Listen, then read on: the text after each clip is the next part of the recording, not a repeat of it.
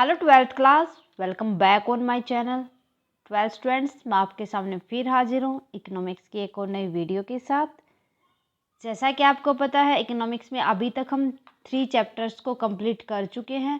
Hope आपने तीनों chapters की वीडियोस देख ली होंगी। अगर आपने अभी तक वो वीडियोस नहीं देखी हैं तो फटाफट से प्लेलिस्ट में जाएँ और देख लें। अगर कोई भी डाउट आता है तो कमेंट सेक्शन में लिख दें, क्योंकि तीनों चैप्टर हम अच्छे से कवर अप कर लिए हैं हमने। ठीक है, मेरे अकॉर्डिंग हो चुके हैं। अगर कोई भी ये लगे आपको ये टॉपिक नहीं हुआ तो वो भी मुझे कमेंट करके बता दे। आज हम स्टार्ट करेंगे student chapter number 4, determination of income and employment. भाई कौन कौन से डिटर्मिनेशन होते हैं इनकम और एम्प्लॉयमेंट के। आज की क्लास का हमारा टॉपिक रहेगा एग्रीगेट डिमांड और सप्लाई होती क्या, और इसके फैक्टर कौन कौन से होते हैं, इसके कंपोनेंट कौन कौन से होते हैं। देन उसके बाद हम डिस्कस करेंगे कंजम्पशन फंक्शन या प्रोपेंसिटी ऑफ टू कंज्यूम होता क्या है। ओके, इसके अंदर हम एपीसी और एमपीसी दोनों को आज की क्लास में डिस्कस करेंगे। Okay, so let's start with aggregate demand. सबसे पहले अगर हम बात करें कि एग्रीगेट डिमांड होती क्या है, भाई एग्रीगेट डिमांड सभी सेक्टर के अंदर एक इकोनॉमी में सभी सेक्टर के अंदर अगर हम एक स्पेसिफिक टाइम ऑफ पीरियड के अंदर जितनी भी गुड्स और सर्विसेज हमने खरीदने का प्लान बनाया था वो हमारे अकॉर्डिंग सक्सेसफुल हो जाता है तो क्या कहलाता है, एग्रीगेट डिमांड। कि भाई जो एग्रीगेट डिमांड होती है वो टोटल एक्सपेंडिचर बताता है कि हमने किसी भी गुड्स और सर्विस के ऊपर कितना खर्च किया है during a period of time. जितना एक टाइम पीरियड होता है उसके अकॉर्डिंग, तो हम 1 ईयर लेके चलते हैं, 2 ईयर, सो मैक्सिमम 1 ईयर ही लिया जाता है। ठीक है, so aggregate demand refer to total value of all final goods and services that are planned to buy all the factor of economy at a given level of income during a period of time। भाई जो हमने decide किया है ना by करने का, जो हमने प्लान बनाया गुड्स और सर्विसेज का जितनी भी टोटल वैल्यू का, वो हम क्या देखते हैं कि इनकम का लेवल क्या है, ये हम इनकम लेवल के अकॉर्डिंग देखते हैं। कोई भी कंज्यूमर होता है वो अपनी इनकम के अकॉर्डिंग ही तो चीज़ों को खरीदता है। क्या उसकी इनकम होगी मान लो 10,000, क्या वो 15,000 की चीज़ को खरीदेगा? नहीं खरीदेगा भाई, वो अपने लेवल ऑफ इनकम जरूर कंसिडर करके चलेगा। सो एग्रीगेट डिमांड में भी लेवल ऑफ इनकम कंसिडर किया जाता है। So aggregate demand the total expenditure on goods and services in an economy during a period of time. ठीक है, कि एक टाइम पीरियड में गुड्स और सर्विसेज के ऊपर कितना खर्च किया है। Component of aggregate demand, first one is household consumption expenditure, कि किसी भी घर खर्च के लिए कितना हमने खर्च किया है। इन्वेस्टमेंट एक्सपेंडिचर, या कितना हमने इन्वेस्ट किया है किसी भी गुड्स के ऊपर या किसी भी सर्विस के ऊपर, या मान लो कोई भी हमने इन्वेस्टमेंट होता है क्या भाई, लॉन्ग टर्म जो एक्सपेंडिचर होता है हमने फ्यूचर के लिए सोच के जो लॉन्ग एक्सपेंडिचर करते हैं वो इन्वेस्टमेंट एक्सपेंडिचर कहलाता है। फिर उसके बाद थर्ड आता है इसके अंदर गवर्नमेंट कंजम्पशन एक्सपेंडिचर। फिर आता है नेट एक्सपोर्ट। भाई इंपोर्ट और एक्सपोर्ट दोनों को हम देखते हैं। नेट एक्सपोर्ट निकाल लेते हैं, यहाँ से हम इंपोर्ट में से एक्सपोर्ट को माइनस करके हमारे पास नेट एक्सपोर्ट आ जाता है। ठीक है, अब हमारे पास एग्रीगेट डिमांड क्या होती है, जितने भी चारों फैक्टर है ना हम इनको एडअप कर देंगे। AD is equal to C plus में आई प्लस में जी प्लस में net export means export import minus में एक्सपोर्ट। ठीक है, अगर हम 2 सेक्टर के अंदर देखें, only 2 sector means household consumption और इन्वेस्टमेंट को देखें, तो 2 सेक्टर में हमारे पास एडी किसके इक्वल हो जाएगी, AD equal to C plus में आई। जितना भी हमने हाउस होल्ड के लिए खर्च किया और उसमें से जितना भी हमने इन्वेस्ट किया है वो हमारी एग्रीगेट डिमांड होगी। Got it. सो नेक्स्ट आ जाता है एग्रीगेट सप्लाई। भाई सप्लाई, अब वो तो हमने बाय करने के लिए देखा था, कि यहां पर हम देखेंगे कि aggregate supply is the money value of all final goods and services available for purchase by N economy during a given period. कि किस मनी वैल्यू पे कि कोई भी फाइनल गुड या कोई भी सर्विसेज परचेज की जाती है अट गिवन टाइम पीरियड में।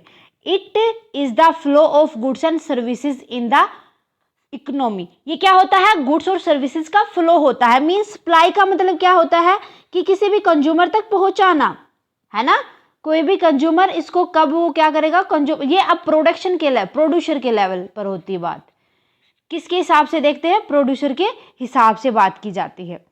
Since money value of final goods and services is equal to net value added, यहाँ पर जितनी भी फाइनल गुड्स और सर्विसेज के ऊपर हमें मनी मिलती है वो किसके इक्वल होगी? नेट वैल्यू एडिड के, NVA के इक्वल होगी।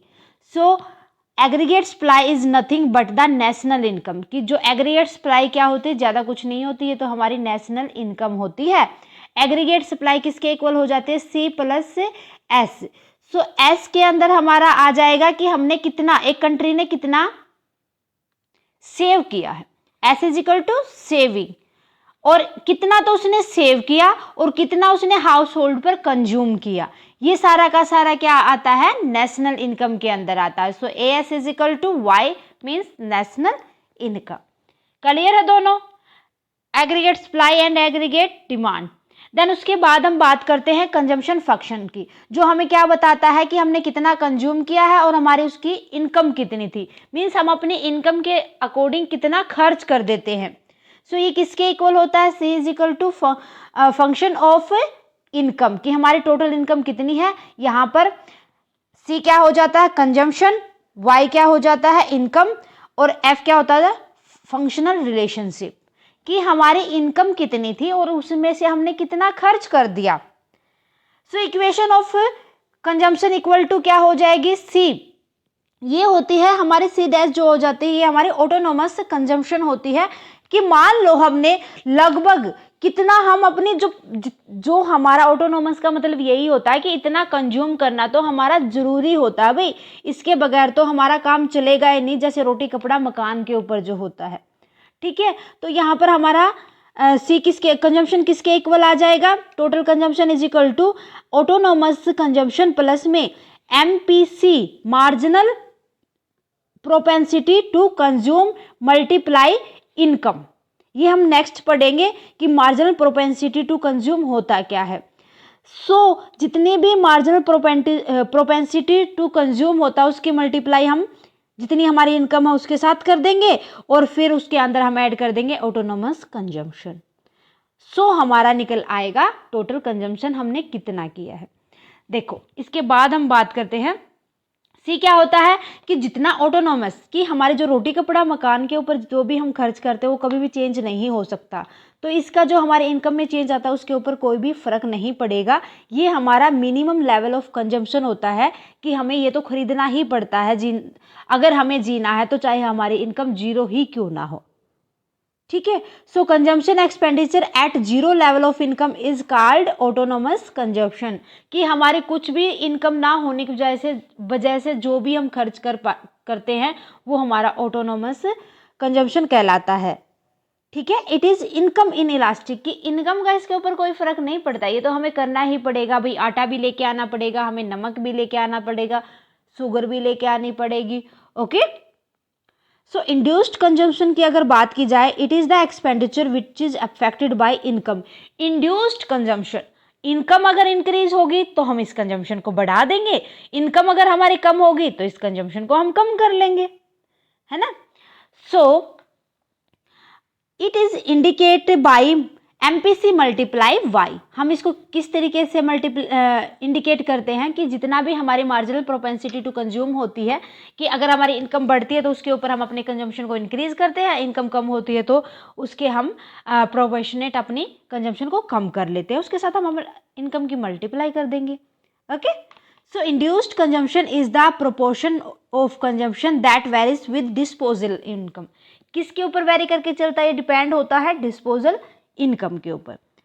Propensity to consume, it is a schedule that show consumption expenditure at different level of income is in an economy.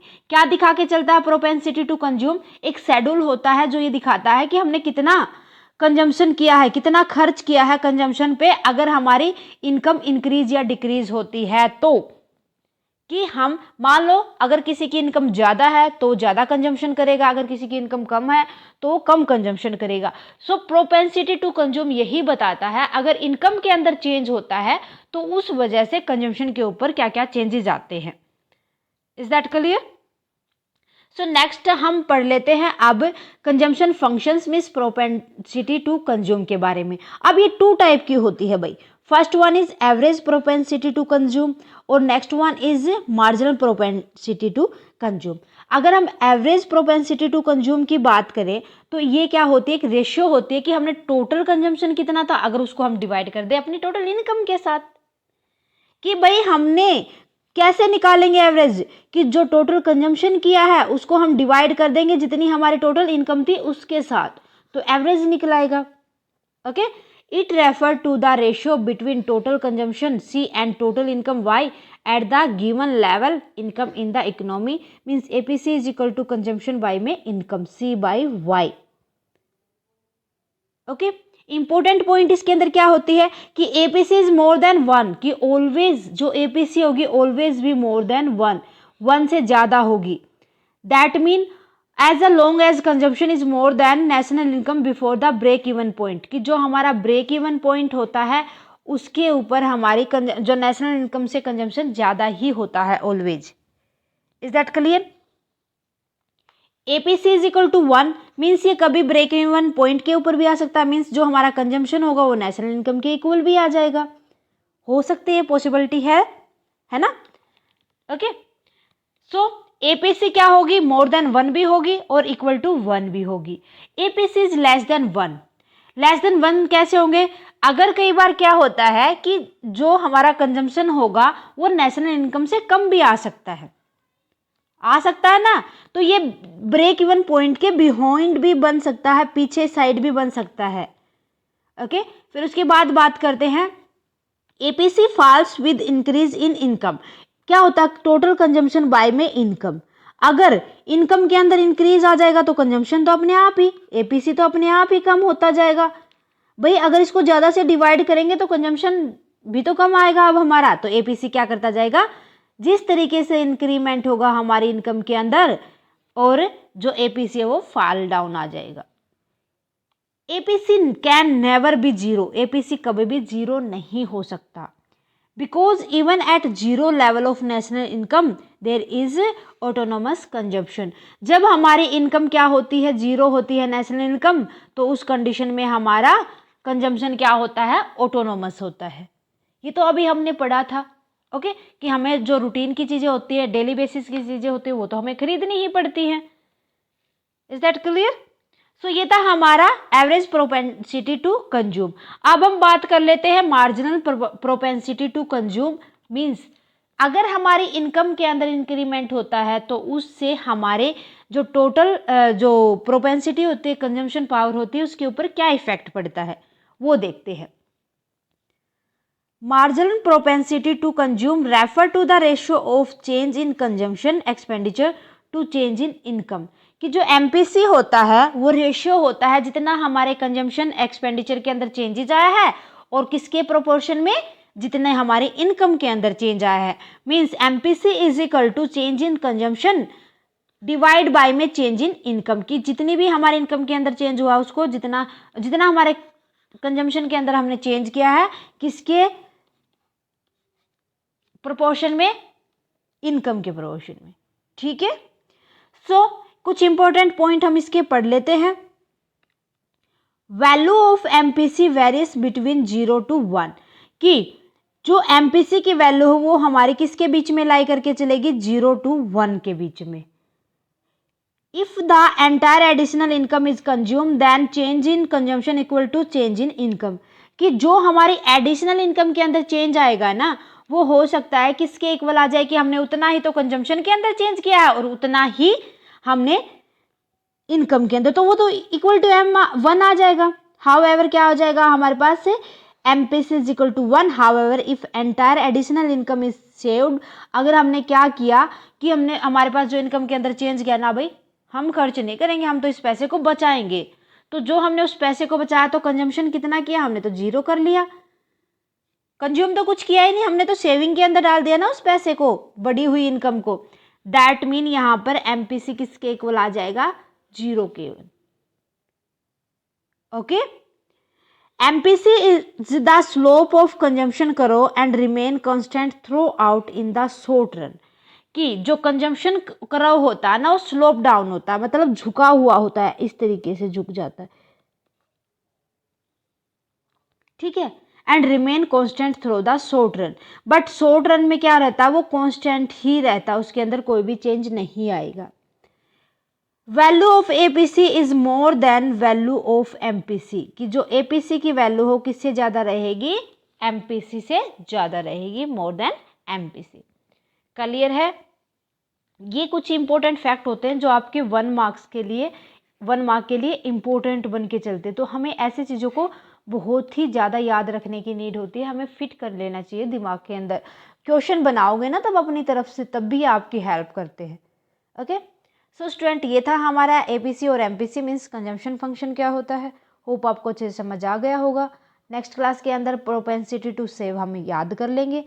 सो वो हम नेक्स्ट क्लास की बात करते हैं। सो आने वाली क्लास को बिल्कुल भी मिस ना करें, आज वाली क्लास को परफेक्टली समझ लें। कोई भी डाउट आता है तो प्लीज़ मुझे कमेंट सेक्शन में लिख दें। क्लास कैसी लगी वो भी मुझे कमेंट करके बताएं। क्लास अच्छी लगे तो प्लीज़ लाइक और अदर स्टूडेंट के साथ ज़्यादा से ज़्यादा शेयर करें। अगर आपने अभी तक साया कॉमर्स क्लासेस को सब्सक्राइब नहीं किया है तो फटाफट से सब्सक्राइब कर लें, बेल आइकन को दबा लें ताकि आने वाली क्लास की नोटिफिकेशन आपको मिल सके। Thank you very much student, bye bye and take care.